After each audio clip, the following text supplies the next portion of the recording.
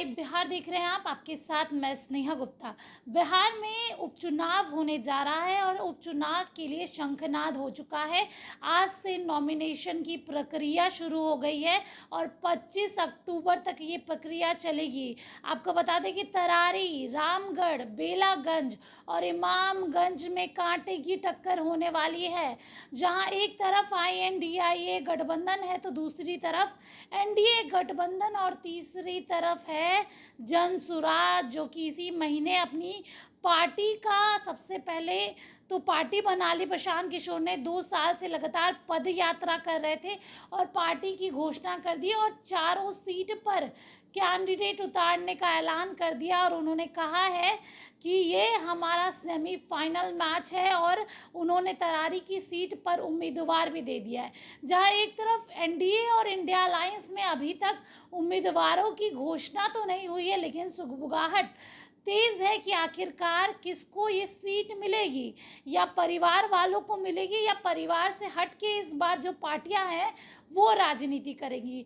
क्योंकि हर जगह चर्चा हो रही है कि आखिरकार सीट के लिए उम्मीदवार कौन होंगे। आज से नॉमिनेशन की प्रक्रिया शुरू हो गई है, लेकिन जनसुराज की पार्टी के अलावा सिर्फ तरारी सीट पे उन्होंने उम्मीदवार दिए हैं, बाकी सीट बाकी है अभी। लेकिन मुकाबला दिलचस्प होता हुआ नज़र ज़रूर आएगा, क्योंकि अगले महीने 13 नवंबर को इन चारों सीटों पर वोटिंग होगी। यहाँ के विधायक सांसद बन गए हैं, जिसकी वजह से ये चारों सीट खाली हुई है। और कहीं ना कहीं NDA के लिए टेंशन इसलिए भी है क्योंकि लोकसभा चुनाव में भले ही NDA के प्रत्याशी जीते हों 1-2 सीटों से, लेकिन इन चारों सीटों की अगर हम बात करें तो NDA के प्रत्याशियों को काफ़ी कम वोट मिले हैं। आपको बता दें कि इन सीटों पर विपक्षी खेमा यानी कि INDIA अलायंस को ज़्यादा वोट मिले हैं। तो दूसरी तरफ इस बार ये मुकाबला त्रिकोणीय है।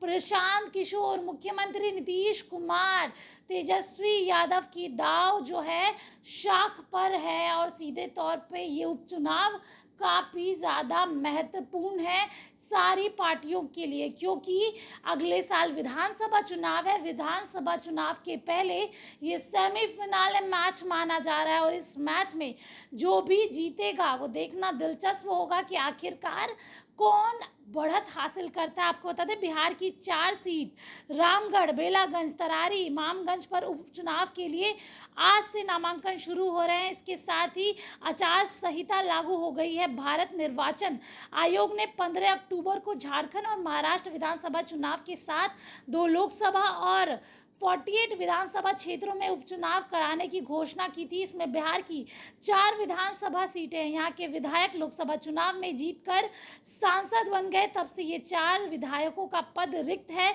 इन सीटों में इमामगंज जो कि गया से है, जीतन राम मांझी लोकसभा चुनाव में जीते और गया के सांसद बन गए। जबकि बेलागंज की बात करें जो गया में ही है, उसमें सुरेंद्र यादव जो RJD के विधायक हैं वो सांसद बन गए।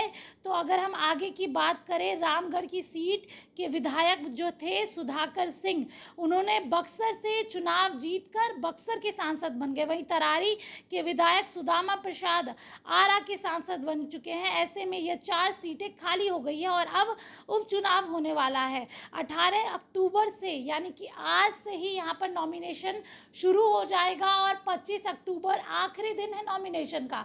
ये मुकाबला कितना दिलचस्प होता है ये देखना बहुत ज़्यादा लाजमी रहेगा, क्योंकि सारी पार्टियों की और खासकर मुख्यमंत्री नीतीश कुमार, तेजस्वी यादव और प्रशांत किशोर की शाख दांव पर लगी है।